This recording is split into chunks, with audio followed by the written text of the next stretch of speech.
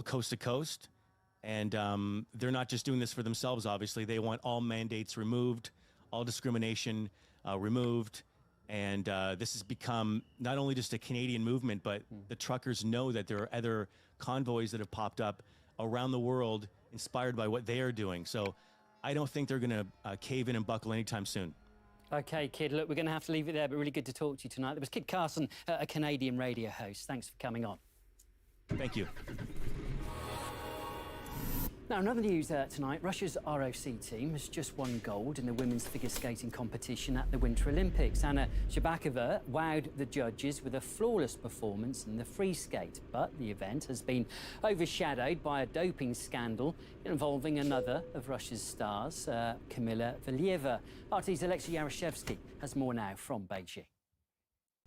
She was considered a strong favourite before the games. She was considered a strong favourite going into today's performance because she was leading the table after her Tuesday's performance here. But have to say, it's a bit of a mixed feeling for all of us here. On the one hand, Team ROC has now claimed gold and silver because of flawless performance by Anna Shcherbakova, the now reigning Olympic champion, adding to her world championship recently. Also, Alexandra Trusova, the first woman in figure skating to do 5 quads in one performance. This is a world record in itself. Also a flawless performance there. So they are first and second respectively. But on a personal note, of course, the watching Kamila Valieva perform and fall as many as 3 times during her performance, this is probably the worst performance from her in a very long while. She's a multiple record holder. She is considered one of the best figure skaters in the world, and seeing that kind of performance, knowing the kind of pressure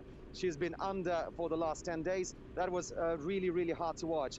Moreover, she did not end up on the pedestal. She ended the competition in 4th place, which means that there will be an award ceremony, a full-fledged award ceremony, because I'd like to remind to our viewers that prior to the competition, the IOC said it will not hold a medal ceremony if Valieva was anywhere between the 1st and the 3rd place. So obviously it's a very mixed result, but we only have to feel really, really bad for Kamila Valieva here. Although, you know, a larger controversy with the medal ceremony has now been averted. Some can say this is a positive as well. At the end of the day, it's a gold and silver for Team ROC. And of course, we'll be watching closely how this situation develops, because there will be obviously an investigation into Valieva's case. I'd like to remind that a team gold medal for Russia, which it won earlier, is still in the balance as well because of those doping allegations. Of course, I'm monitoring the story very closely here. Valieva's case does bear some parallels with that of a US athlete back in 2016. Kristen Shaldi-Bin, a rhythmic gymnast, tested positive for a banned substance in 2016. It turned out she'd taken it by mistake, though, by drinking contaminated water. She was cleared and allowed to compete at the Summer Olympics in Rio. We spoke to award-winning sports writer Alan Abrahamson, who's covering the Games in Beijing. He says there's an alarming degree of hypocrisy in how the United States is reacting to the Valieva saga. We in the United States managed to have an amazing amount of hypocrisy, sometimes righteous and sanctimonious hypocrisy when it comes to doping. If it was an American 15-year-old in a dock, she would want all the process that was to her. Americans would be screaming to the heavens to have all the process that was afforded under the rules if this was an American teenager. This just happens to be a Russian teenager, so people are just screaming like crazy. We in the United States managed somehow to have a willful blindness, a willful ignorance when it comes to American athletes who cheat. We cheat capitalistically. We find very, very clever, very super amazing corporate ways to cheat. I guarantee you that if we had a state ministry of sport, it would be the best, most financed, and most amazing way to cheat ever. I guarantee you. OK, well, let's go back to our top story this hour, because Russia has published its response to the United States and an ongoing back and forth on security guarantees. Moscow says it's not going to invade Ukraine, despite all the rumours coming from the West. And it urges Washington to negotiate on Russia's security demands, while warning of a military technical response if that doesn't happen. So let's get more details now and go to our correspondent Don Corter, who's following events for us. Good evening, Don. Just run through then the key elements of this document that's been released. Well, hi there, Andy. Well, we finally heard Russia's response to Washington's rejection to the proposals for security guarantees that Russia made back in mid-December. At this point, basically, the Russian Foreign Ministry is giving the West an ultimatum. It's saying if the West doesn't want to de-escalate by excluding Ukraine from NATO, then it has to make some other moves. It needs to basically stop its military exercises near Russia's border that are threatening to Russia. It needs to stop shipping weapons to Ukraine, and it needs to take out its military advisors that are located in Eastern and Southern Europe. The Foreign Ministry's document also did say, though, that Washington has been very cooperative in developing certain measures for risk reduction and arms controls with Russia, and that Washington even recognized the justification for a number of Russian initiatives in that sphere that have been taken over the past several years. One of the main points, of course, though, in this document was something that Moscow has reiterated time and time again, that Russia has no intent on invading Ukraine. There is no Russian invasion of Ukraine, which the United States and its allies have been declaring at the official level since autumn last year. And there are no such plans, so statements about the responsibility of Russia for the escalation cannot be regarded as anything other than an attempt to exert pressure and devalue Russia's proposals for security guarantees. Now, it is important to note that Russia has issued its proposals for security guarantees as a package deal. Moscow is, of course, willing to discuss the finer details of it, but this Russian Foreign Ministry document clearly says that when it comes to regional security, Russia sees this as an all-or-nothing kind of thing. To de-escalate the situation around Ukraine, it is fundamentally important to take the following steps. To force Kiev to comply with a complex of measures, to stop the supply of weapons to Ukraine, to withdraw all Western advisors and instructors from there, to refrain from any joint NATO exercises with the armed forces of Ukraine, and to withdraw all foreign weapons previously delivered to Kiev from outside Ukraine's territory. At the roundabout. Now, the Russian Foreign Ministry also wants to bring attention to the anxiety that's been created by the increase in military activity at the hands of the U.S. and NATO near Russia's border. It says that Russia's red lines, its right to defend itself, and its security interests have all been ignored by Washington. This is another thing that it said in the document, and that in response to this, in response to Washington's rejection of Russia's proposal for security guarantees, Moscow may be forced to take, quote, a reaction of a, quote, military character. It's definitely a scary possibility to consider. And while the U.S. is also threatening to respond to Russia's expulsion of their deputy ambassador to Russia that happened just today, we're going to have to see how far diplomacy can go to rectifying this entire situation surrounding Ukraine. Sure, okay, thank you, Don. That was RT's Don Corter reporting. You're watching RT, it's just coming up to 6:30 in the evening. Always good to have your company. We're back again in half an hour.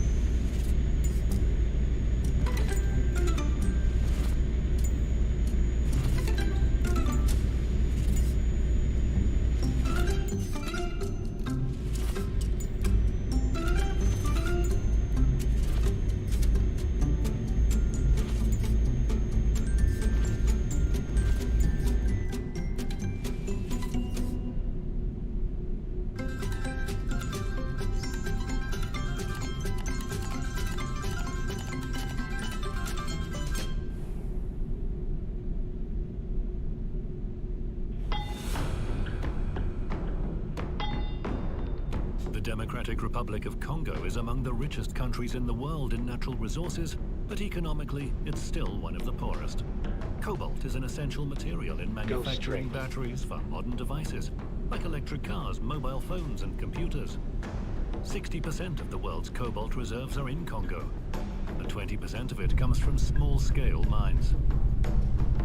UNICEF figures confirm that in 2017, more than 40,000 children worked in cobalt mining in the Republic to earn a living and pay for schooling. Next time you use a fancy gadget like a smartphone, camera or laptop, just remember that there's a chance it works thanks to a child's hard labor. Children like Jean, Michelle, Henriette, or countless others like them.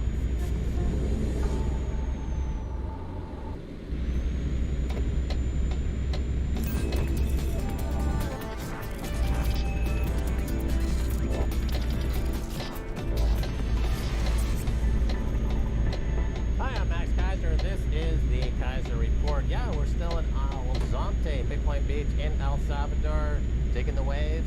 Stacey. Max, if the audience out there is seeing us, that means that not only did I survive my very first surf lesson with Chimbetta, who is the OG Bitcoin Beach surf instructor. I actually got up, stood up on my very first try on the surfboard, but I think we survived thermonuclear war. Otherwise, this is like an episode of Lost, and like we're in the afterworld, and we're all watching Kaiser Report, even in the afterlife. Oh yeah, I knew you succeeded to stand up your first try on the surfboard because I was right behind you on my surfboard. And when I looked ahead and I saw student on your shirt, a student surfer, I was like, oh, I'm not another student surfer. Oh my gosh, I'm stuck behind the student surfer. Now what? Well, now wait a minute. Did you say we survived thermonuclear war? Yes. You know, the people of the fiat world have been apparently trying to start some sort of war because they can't taper their Ponzi scheme. So they need a war because otherwise they lose face, right? Because they've been saying that they're going to taper the Ponzi, they're going to be able to raise interest rates, they're going to be able to end QE, they're going to be able to end the hyper printing that is causing the wealth and income gap in the quintillionaire class. So they claim that they're going to be able to stop that, and they've said that since the days of Bernanke when he said, remember he said, and we covered it here on Kai's report, that he could raise interest rates or he could stop inflation in 5 minutes. It would just take 5 minutes, right? Well, obviously inflation is raging, the fiat fraud is falling apart, they can't raise interest rates, but they can start a war. That's a little bit easier than raising interest rates, remarkably. Well, let me give the folks, overview of what's going on here. So the typical money printing ruse of quantitative easing or direct money cash infusions that have been going on now for a few years, a lot of people are getting hit to the fact that this is inflationary with inflation raging. So they have to resort to the third major way that they print money, and that is to threaten a war. They increased the military budget over there at the Pentagon to $1.5 to $2 trillion, and of course that money never makes it into the defensive weapons. It all goes into the banks as yet another bailout. So whenever you see one of these hoaxes like Ukraine, Russia, war, that's just another quantitative easing money printing scam to try to deflect from the other money printing scam. Of course, tax season is coming up and we're about to have to send a large check. I remember when Trump sent some Hellfire missiles at Syria on an empty airfield. Remember, like literally the day we had sent a large check. So I'm sure they're just like eager. They're like, we're going to get some money soon. Let's blow it up, right? So let's hope our money's not destroyed yet again, but it will be. So nevertheless, we're here in a land of optimism, hope, and peace. And it's kind of weird just to look over into the fiat world and all their scams happening and the fraud and the disintegration happening. And you see that on Twitter. But over here in the hyper-Bitcoinized world, here's a tweet sent by the president of the country, Najib Bukele, and it's about us. This picture captures the moment when we were discussing economic injustice, human history, war and peace, and the meaning of life. But of course, everybody will be looking at Max Kaiser's shoes. In broadcasting, there's this notion of having that they're not broadcast safe, brightness of orange or colors or white or blacks. It has to be within a range. And these shoes, I'm not sure if this will be bleeped. Well, they're not illuminated. But yeah, that was a fantastic meeting with the president of El Salvador. And what I learned was that he is a true Bitcoin maximalist. And of course, that's why they've made Bitcoin legal in this country. And they were approached by other altcoins. And that went on for a long, long time, many months beforehand. all of the usual scammers who are trying to get in here and get their scam coins. But the president really understands the beauty, the aesthetic, and the magic of Bitcoin and stuck true to the Bitcoin maximalist guns. And so I'm extremely confident that that'll be this case going forward. Right, because as we mentioned, the fiat world is filled with fraud, it's filled with fear, because the fear drives their ability to control through conspiracy, by the way. They control the supply through conspiracy, because what do? They meet in secret, the 12 member banks and the 12 Fed banks, they meet in secret, they devise what our monetary policy, what the price of money should be, whereas with Bitcoin, it's open, right? It's an open consensus network and ledger. So everybody decides, like it's openly decided what happens with Bitcoin, whereas in the fiat world, it's filled with fraud. So when everybody tries to take credit for what is going on in El Salvador, I had a conversation online with Alex Gladstein, and this remarkable exchange, which I think is one for the history books, because it's something that Adam Back said in response to what I said about what President Bukele conveyed to us in our meeting. And I had said, by Salvadoran government, you mean President Bukele, though. Say his name, because Alex Gladstein refused to say his name about giving him credit for adopting Bitcoin. He is the man who brought economic freedom to the people of El Salvador. He was not Trojan horsed. We spoke to him for more than 2 hours last week. He knows exactly what Bitcoin is. We verified this. And then Adam Back, who is, the CEO of Blockstream. Some people say he's Satoshi. There are lots of contenders for that. But he responded, yes, this, in my opinion, is the more impressive part. The Bukeles get it. They did this, not Bitcoin strategists, not Bitcoin adoption proponents. This is a self-conceived state orange pilling, which is truly remarkable, right? Nobody can take credit, even though a lot of people are trying to take credit. He and perhaps his brothers who do help advise him, they were the ones that introduced Bitcoin to El Salvador. Yeah, absolutely. Alex Gladstein's a really strong voice fighting for human rights, and he's a Bitcoiner for sure. I've had this conversation with him for years and years now. My view has always been that when a country like Russia or any other country starts thinking about Bitcoin, the Bitcoin transformative process begins, and we should take comfort in that. And the result is inevitably a hyper-Bitcoinization in these countries, with the exclusion of the U.S. The only dictatorship in the world that's not really fully Bitcoinized at this time, that has any kind of power, would be the United States. I mean, that's the country that's the most dangerous right now. The fact is, if you deliver something that is 100% absolute economic liberty and sovereignty to anybody, it is the equivalent of being Thomas Jefferson or James Madison or like any of the founding fathers to deliver a document that is the Constitution and the Bill of Rights. Like, regardless of anything else you might say about them, they delivered something that is cemented their names in the history books. Even if modern American social justice warriors are trying to erase them from history, the fact is that if you deliver that freedom, that's a rare thing that ever happens in history, right? Not many leaders are willing to do that. And here in El Salvador, they've done that, and you see that all around you. Absolutely. These leaders that are bringing Bitcoin into the country, they understand Bitcoin, and they understand the benefits to society, and all of the kind of mischaracterization of these leaders comes from the deep state in the U.S. that is trying to push the fiat money world. So once you understand that, then your thinking adjusts accordingly, and you, I think, see the world a little bit more within the context of how things are actually operating. And you know that fiat system is game over.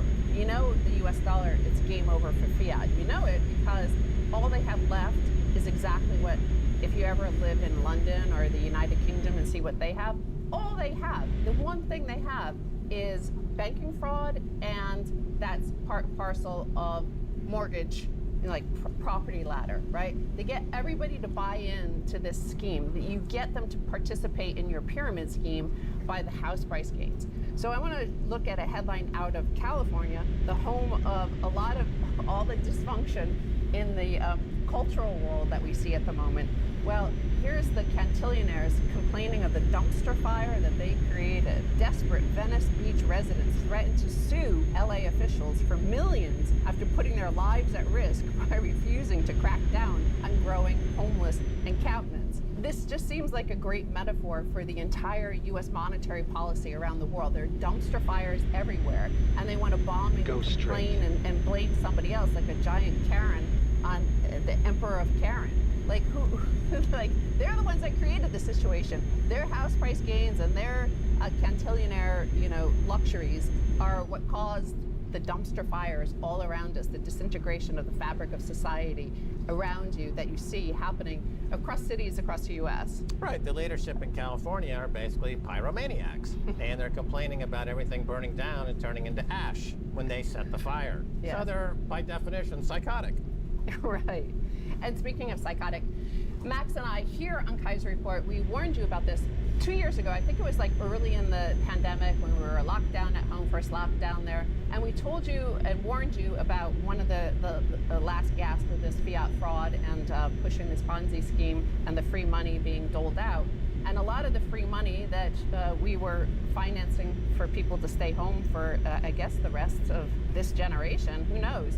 But SPACs, right? We told you that this was a way to separate you from all your free money that you were given by the benevolent dictators of Democrats. The collapse of the EV SPACs, retail investors got fleeced swiftly and spectacularly. 4 stocks collapsed by over 90% from highs. Others not far behind. SPAC type boom leaves trail of SEC and DOJ investigations and class action lawsuits. So of course, everybody hoped to strike it rich, make free money, become a cantillionaire, but it all went horribly wrong. Stocks are down 90%.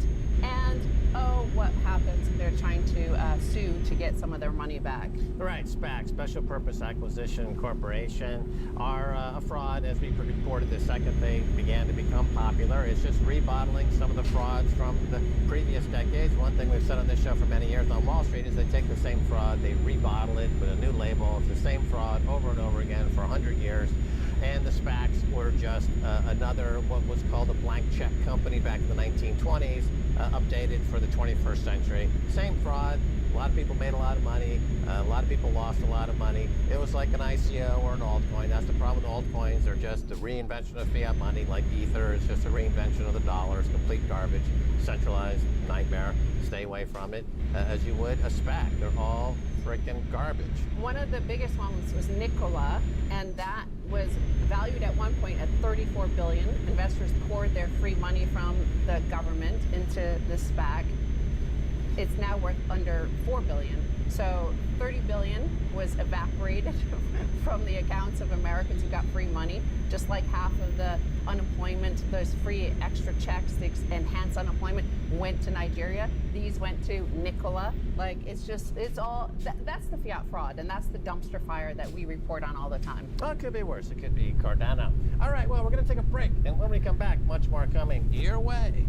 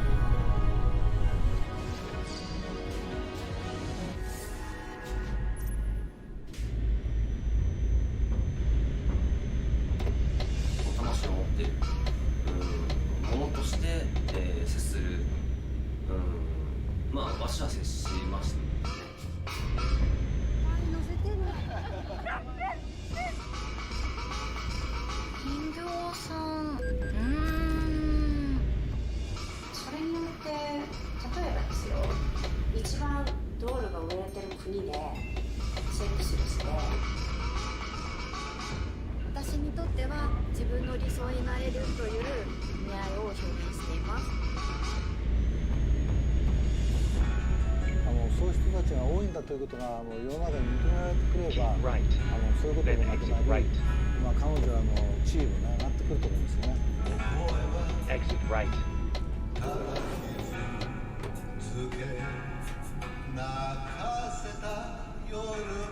Turn right.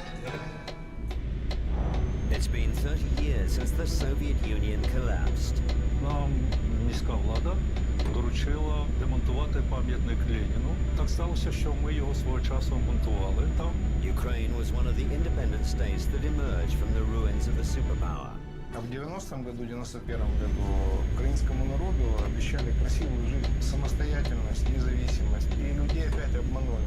Но те люди, которые голосовали за независимость Украины, они добились независимости. То есть политически было принято решение. А вот дальше, как двигаться, развиваться в стране, они уже были не готовы. What have the past 3 decades been like for Ukraine? Eyewitnesses recall the events. Те, що відбувалося восени 2004 року і в ранню зиму, це навіть не революція. Это начало приобретать формы цветной революции. And what other forces were at play?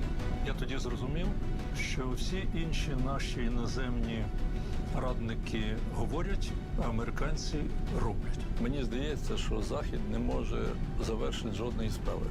Take a look at Ukraine. 30 years after gaining independence. Итог развития страны за 30 лет – это потеря промышленности, потеря населения, потеря территорий. Можливо, ми провели 30 найцікавіших років нашого становлення. Что празднуем?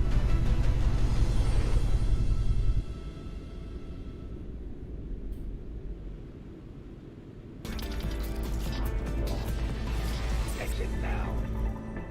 Welcome back to the Kaiser Report. I'm Max Kaiser. Time now to turn to Sharon Dow of Lightning Ventures. Sharon, Turn welcome. right.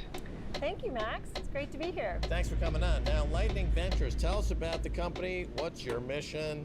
And for those who don't really know what Lightning is, tell us about Get that ready first. to turn right. Sure. So, Lightning is a quicker, easier way Turn to right. transfer Bitcoin between two people. And you can do a transaction as little as $1 very, very inexpensively. Right, You have virtually arrived free. at your destination. Basically free. And it's off-chain, so these transactions are not happening on-chain. They're happening off-chain. And this is where Bitcoin scaling comes in. This is where this whole idea of how do I pay for Bitcoin with a cup of coffee for Bitcoin, and this is how it's done. And here in El Zonte, where we are right now, Lightning is taken off like wildfire, correct? It is all over the place. My first trip here was a few months ago, and it was amazing to see things really, Bitcoin transacting live, in person, really happening all over the place. Right, it's fantastic. Now, let's talk about Lightning Ventures. It's a VC fund. And tell us about the company. What's going on? What's the mission? Well, our mission is to help build out the Bitcoin ecosystem and allow for getting Bitcoin into everyone's hands so they could use it day to day. We support with resources and funding and coaching to startup companies all the way through the various series of development. Are you finding a lot of opportunities here in El Zonte? Because Stacy and I just launched a new fund called El Zonte Capital. It's a VC fund looking at early stage VC investments and opportunities. You've been on the ground for a while with Lightning Ventures. What can you tell me? Well, I can tell you that there's lots of excitement. There's a lot of people with new great ideas as they've been using and onboarding to use Lightning and transact with Bitcoin peer-to-peer. Lots of ideas and opportunities are coming up, and they're going to need lots of support. Now, when we first made our VC investments back in 2013, we focused on exchanges like Kraken and Bitso. What is the focus, in your view, right now, kind of the sweet spot where you're seeing a lot of entrepreneurialism here in El Zonte and El Salvador and maybe even in the region? Right at that point of transaction or point of sale, there's lots of need and opportunity to make that easy for people to use. You know, Lightning is a very complex computer protocol, and we need to make it easy for the day-to-day users.